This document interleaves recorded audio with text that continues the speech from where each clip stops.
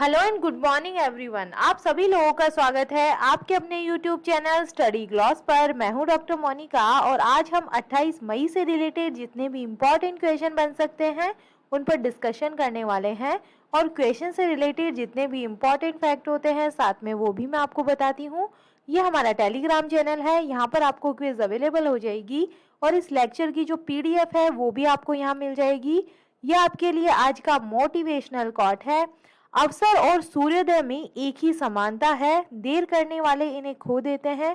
तो इसी motivational quote के साथ में हम स्टार्ट करते हैं आज का सेशन। फर्स्ट क्वेश्चन है, who has become the director general of WHO world health organization again.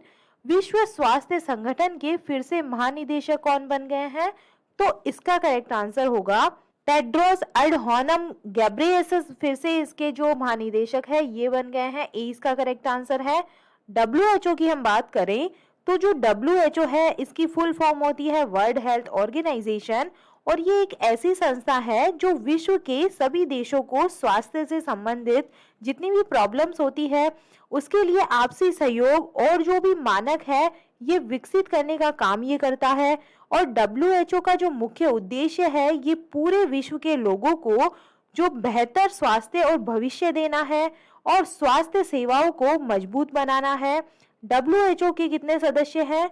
194 इसके सदस्य है, जिसके अंदर जो भारत है ये भी इसका प्रमुख सदस्य है। विश्व स्वास्थ्य संगठन संपूर्ण जो विश्व है वर्ल्ड है इसके अंदर फैला हुआ है और इस संस्था के पास दुनिया का सबसे बड़ा क्या है? ब्लड बैंक है। और दुनिया की कई बीमारी जैसे हैजा, मलेरिया और चेचक, वायरस आदि जो बीमारियां हैं इसको रोकने के लिए WHO अपना जो महत्वपूर्ण योगदान है ये देता है। और WHO के जो फिर से महानिदेशक कौन बन गए हैं? टेड्रोस एडहानम घेब्रेयेसस बन गए हैं। इसका जो हेडक्वार्टर है स्विट्जरलैंड के जेनेवा शहर के अंदर है। और भारत की बात करें तो भारत के अंदर जो WHO का जो हेडक्वार्टर है ये न्यू दिल्ली के अंदर है। और इसकी जो स्थापना है ये 7 अप्रैल 1948 को हुई थी। और ये जो संगठन है ये संयुक्त राष्ट्र विकास कार्यक्रम UNDP का सदस्य है, ये भी आपको याद रखना है। इसीलिए 7 अप्रैल को हम वर्ल्ड हेल्थ जो डे है ये सेलिब्रेट करते हैं। चलिए टॉप 5 इंटरनेशनल अपॉइंटमेंट्स को हम रिवाइज कर लेते हैं। New president of south Korea तो ये बने हैं यू सुक इयोल बने हैं। रोड्रिगो चाव्स कहाँ के जो नए प्रेसिडेंट है ये बने हैं? तो ये कोस्टा रिका के बने हैं। New prime minister of Slovenia तो ये बने हैं रॉबर्ट गोलोब। हंगरी के जो प्राइम मिनिस्टर है ये कौन बने हैं? विक्टर ऑर्बन बने हैं। प्राइम मिनिस्टर ऑफ माल्टा तो ये बने हैं Robert Abela. Second number question है, who has presided over the 7th meeting of culture minister of BRICS countries from India side. BRICS देशों के संस्कृति मंत्रियों की 7वीं बैठक में भारत की तरफ से किसने अध्यक्षता की है? तो इसका करेक्ट आंसर है मीनाक्षी लेखी ने किया है। ए इसका करेक्ट आंसर होगा।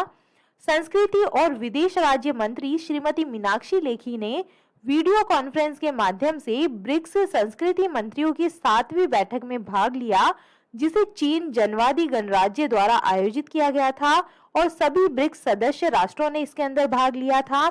ब्रिक्स के बीच समावेशी और पारस्परिक शिक्षा की विशेषता वाली सांस्कृतिक साझेदारी की स्थापना विषय के तहत ब्रिक्स देशों के बीच सांस्कृतिक गतिविधियों को बढ़ावा देने और विस्तार करने के लिए एक चर्चा का ये आयोजन किया गया था।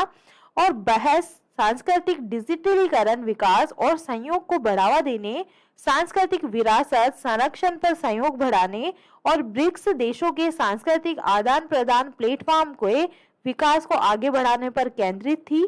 चलिए ब्रिक्स की बात करें तो BRICS is a grouping of 5 countries and was earlier known as BRIC but change to BRICS when South Africa join in 2010।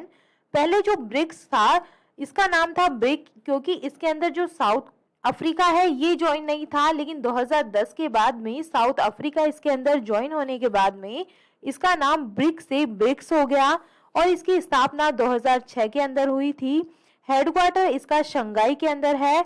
और ब्रिक्स मेंबर कंट्रीज के बारे में बात करें तो ब्राजील, रशिया, इंडिया, चाइना और साउथ अफ्रीका है।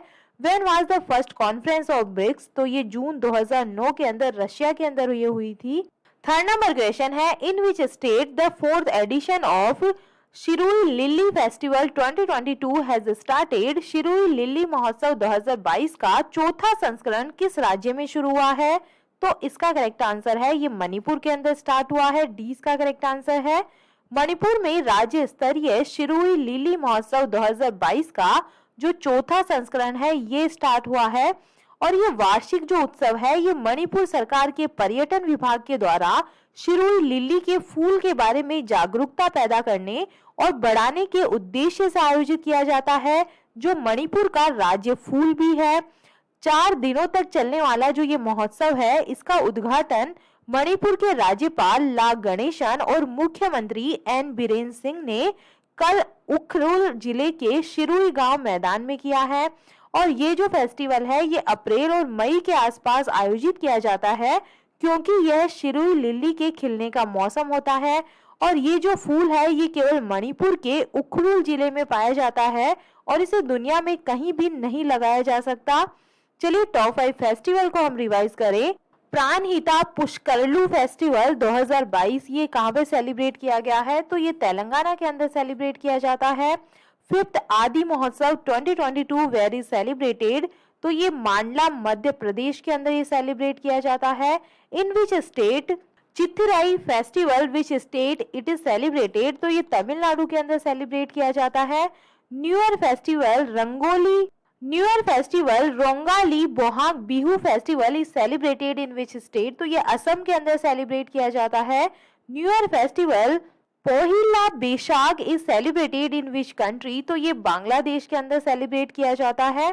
4 नंबर क्वेश्चन है, bilateral naval exercise bongo Sagar 2022 has started between the navy of India and which country.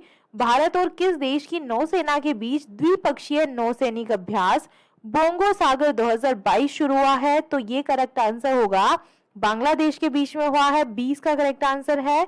भारतीय नौसेना और बांग्लादेश नौसेना द्विपक्षीय अभ्यास का जो तीसरा संस्करण है बोंगो सागर का 24 मई 2022 को पोर्ट मोंगला बांग्लादेश के अंदर स्टार्ट हुआ है और इस एक्सरसाइज का हार्बर चरण 24 से 25 मई से शुरू होता है, जिसके बाद 26 से 27 मई तक बंगाल की उत्तरी खाड़ी में एक समुद्री चरण होगा।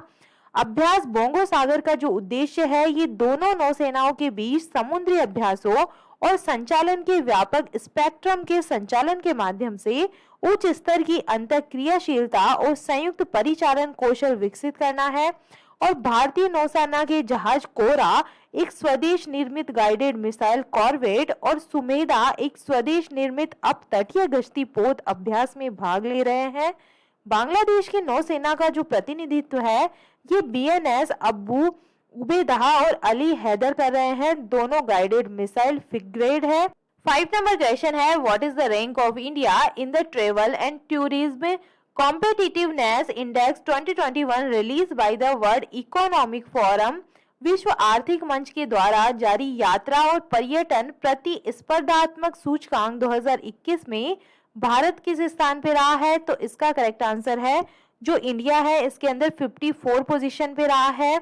चलिए इस इंडेक्स के बारे में हम डिटेल से बात करें तो वर्ल्ड इकोनॉमिक फोरम ने अपने यात्रा और पर्यटन विकास सूचकांक 2021 में 4.1 के स्कोर के साथ में भारत को 54वां स्थान दिया और 2019 में जो है 46वें स्थान से नीचे इसका स्थान दिया गया, लेकिन फिर भी भारत दक्षिण एशिया में शीर्ष प्रदर्शन करने वाला देश बना हुआ है और जापान इसके अंदर टॉप पे है।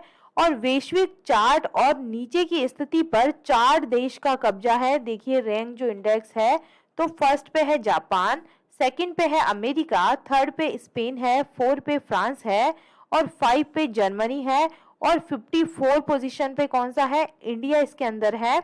और जो WEF का यात्रा और पर्यटन विकास सूचकांक है ये 2021 यात्रा और पर्यटन प्रतिस्पर्धात्मक सूचकांक का प्रत्येक विकास है और जो पिछले 15 वर्षों से द्विवार्षिक रूप से ये प्रकाशित किया जाता है, मतलब 2 साल में एक बार ये निकाला जाता है। ये जो सूचकांक है ये 117 अर्थव्यवस्थाओं का आकलन करता है जो विभिन्न स्तंभों के बीच विस्तृत 5 उप सूचकांक 17 स्तंभों और 112 व्यक्तिगत संकेतकों पर यह आधारित होता है। और इसके अंदर जो इंडिया है, इसकी पोजीशन है, इंडिया को कौन सी पोजीशन मिली है, तो ये 54 पोजीशन पे है। WEF की बात करें, वर्ल्ड इकोनॉमिक फोरम की, तो इसकी स्थापना 1971 के अंदर हुई थी। इसका हेडक्वार्टर कॉलगेनी स्विट्जरलैंड के अंदर है और इसके जो प्रेसिडेंट है ये है क्लाउस स्वैब है। 6 नंबर क्वेश्चन है, where has the international Olympic committee launched India's first Olympic value education programme. अंतर्राष्ट्रीय ओलंपिक समिति ने भारत का पहला ओलंपिक मूल्य शिक्षा कार्यक्रम कहां पर स्टार्ट किया है, तो इसका करेक्ट आंसर है ये ओडिशा के अंदर स्टार्ट हुआ है। 20 का करेक्ट आंसर है। डिटेल से बात करें तो ओडिशा के जो मुख्यमंत्री है नवीन पटनायक, इन्होंने अभिनव बिंद्रा फाउंडेशन ट्रस्ट के सहयोग से अंतर्राष्ट्रीय ओलंपिक समिति के ओलंपिक मूल्य शिक्षा कार्यक्रम का शुभारंभ किया है। और OVEP संसाधनों का एक व्यवहारिक सेट है जिसका उद्देश्य युवाओं को उत्कृष्टता, सम्मान और दोस्ती के ओलंपिक मूल्यों से परिचित कराना है। यह एक मूल्य आधारित पाठ्यक्रम होगा जिसे शुरू में राउरकेला और भुवनेश्वर के 90 स्कूलों में लागू किया जाएगा, जिसमें लगभग 32,000 बच्चे इसके अंदर शामिल होने वाले हैं।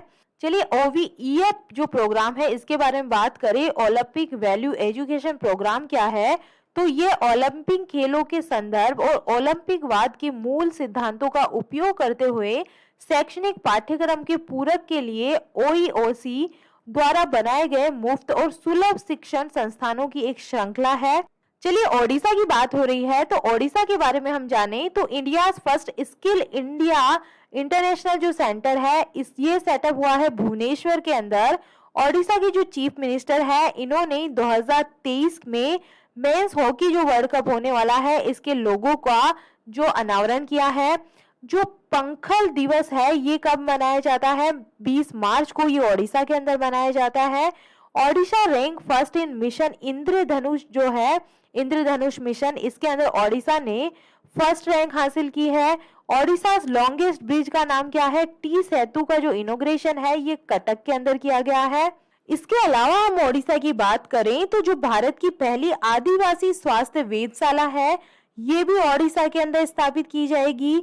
इंद्रधनुष की बात तो हो ही गई। इंद्रधनुष के अंदर क्या है, जो संपूर्ण टीकाकरण का लक्ष्य है ये हासिल करने वाला ये राज्य पहला, भारत का पहला राज्य बना था, तो ये ओडिशा है। और किस राज्य की जो सरकारी नौकरी की तैयारी कर रहे जो अभ्यर्थी हैं इसकी जो उम्र है ये 32 साल से बढ़ाकर 38 साल कर दी गई थी, तो इसका आंसर भी ओडिशा होगा, तो ये आप याद रखना। 7 नंबर क्वेश्चन है, who has become the new CEO of e commerce venture JSW1 platforms. E commerce उद्यम JSW1 प्लेटफॉर्म्स के नए CEO कौन बने हैं, तो ये बने हैं गौरव सचदेवा। डी इसका करेक्ट आंसर है। JSW समूह ने गौरव सचदेवा को JSW1 प्लेटफॉर्म का CEO नियुक्त किया है, जो समूह का एक ई कॉमर्स उद्यम है। और इन्होंने JSW वेंचर्स में अपनी भूमिका से परिवर्तन किया है, जहां उन्होंने फंड के लिए उद्यम पूंजी निवेश का नेतृत्व किया। JSW1 प्लेटफॉर्म्स के CEO के रूप में अपनी भूमिका में सचदेवा का जो लक्ष्य है ये JSW समूह की विश्वसनीयता और पैमाने द्वारा समर्थित एक फुर्तीला संगठन बनाना है। JSW के बारे में हम बात करें तो JSW1 प्लेटफॉर्म विनिर्माण और निर्माण क्षेत्रों के लिए प्रौद्योगिकी सक्षम वन स्टॉप समाधान बनाने के लिए स्टील, सीमेंट, पेंट व्यवसायों में हमारी विनिर्माण और वितरण शक्ति का लाभ उठाने के दृष्टिकोण के साथ में स्थापित किया गया है। चलिए टॉप 5 MD और CEO को हम रिवाइज कर लेते हैं। New MD and CEO of Shivalik small finance bank, तो ये बने हैं Anshul Swami. New MD and CEO of Colgate Palmolive limited, तो ये बनी है Prabha Narasimhan. New MD and CEO of country's largest car maker Maruti Suzuki company, तो ये बने हैं हिसाशी टेकुची। नए MD and CEO industrial development bank of India, तो ये बने हैं Rakesh Sharma. MD and CEO of Bajaj alliance general insurance, तो ये है तपन सिंघल। 8 नंबर क्वेश्चन है, who has become the first player in the history of IPL to hit 700 boundaries. IPL के इतिहास में 700 चौके लगाने वाले पहले खिलाड़ी कौन बन गए हैं? तो ये बन गए हैं शिखर धवन। सी इसका करेक्ट आंसर है।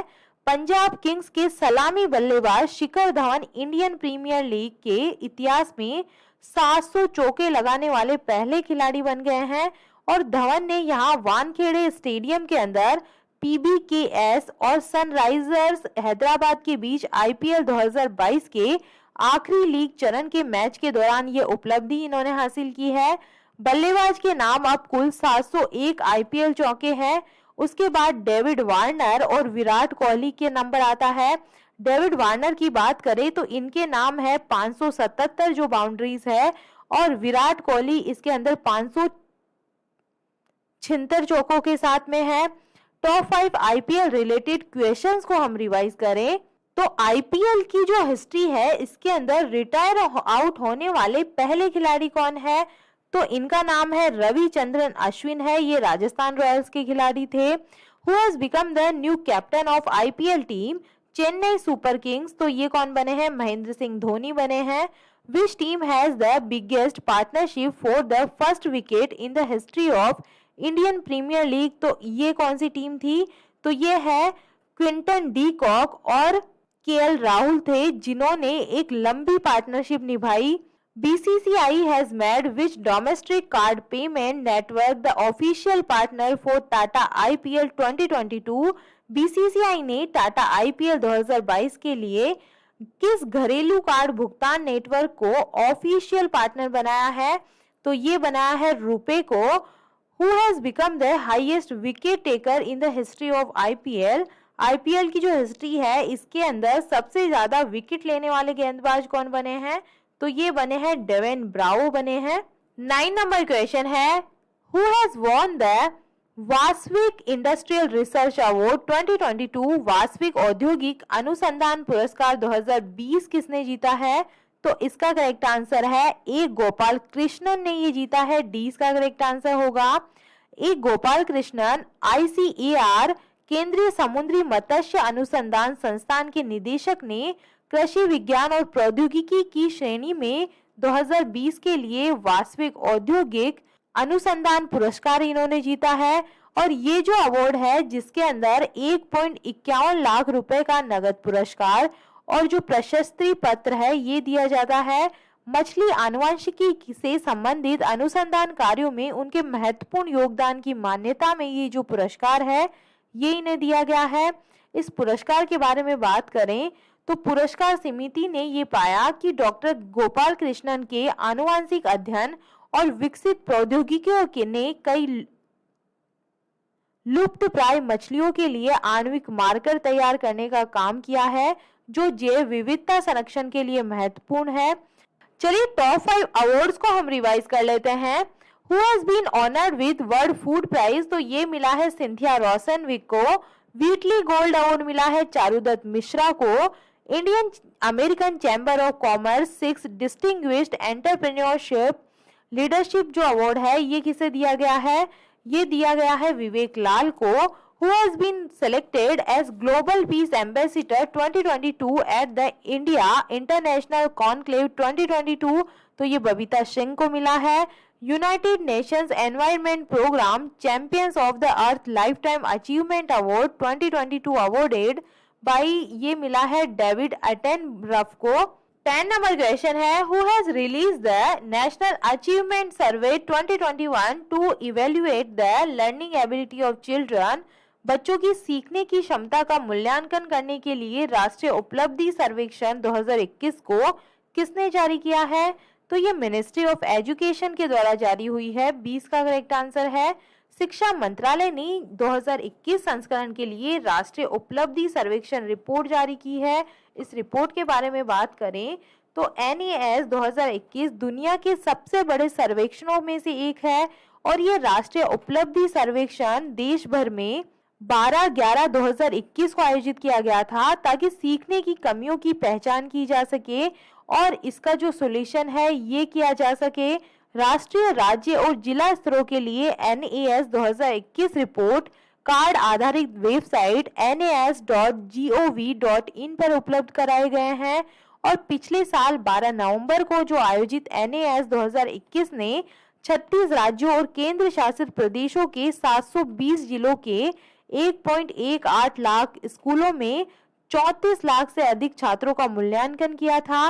NAS 3 साल की चक्र अवधि के साथ कक्षा 3, 5, 8 और 10 में बच्चों की सीखने की जो क्षमता है इसका व्यापक मूल्यांकन सर्वेक्षण करके देश में स्कूली शिक्षा प्रणाली के स्वास्थ्य का आकलन ये करता है।